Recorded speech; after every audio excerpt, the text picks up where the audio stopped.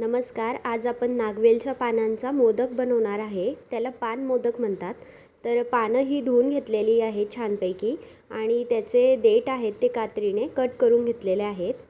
त्यांना आता बारीक कट करून मिक्सरच्या भांड्यामध्ये व्यवस्थित बारीक करायचे आहेत. पेस्ट करायची आहे. त्यामुळे त्यामध्ये थोडेसे दूध टाकूया आणि साखर टाकूया थोडीशी.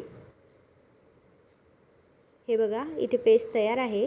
तुपामध्ये छान ती पेस्ट टाकून घेतलेली आहे. मिक्स करून घ्या. त्यामध्ये मिल्क पावडर आणि थोडेसे दूध टाकूया. थोडी मिल्क पावडर आणि थोडे दूध अजून मी टाकून घेणार आहे. सतत फिरवायचे आहे त्याला चमच्याला, कारण त्यात गाठ व्हायला नको.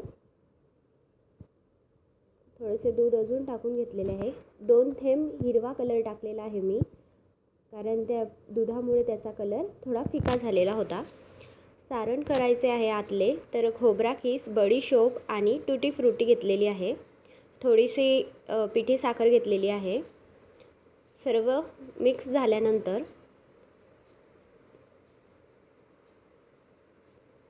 मी यामध्ये 1 चमचा दूध पण टाकलेला आहे, जेणेकरून ते सारण कोरडं राहणार नाही.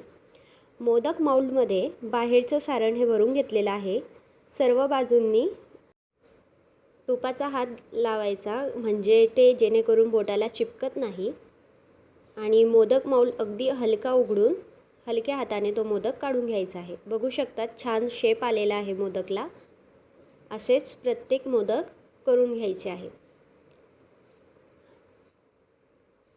बोटाला तूप लावत गेले तर सारण हाताला चिपकत नाही आणि व्यवस्थित हा मोदक निघतो. बघू शकतात छान कलरही आलेला आहे. तर लाईक करा, शेअर करा, सबस्क्राईब करा आणि प्लीज सपोर्ट करा. Thanks for watching.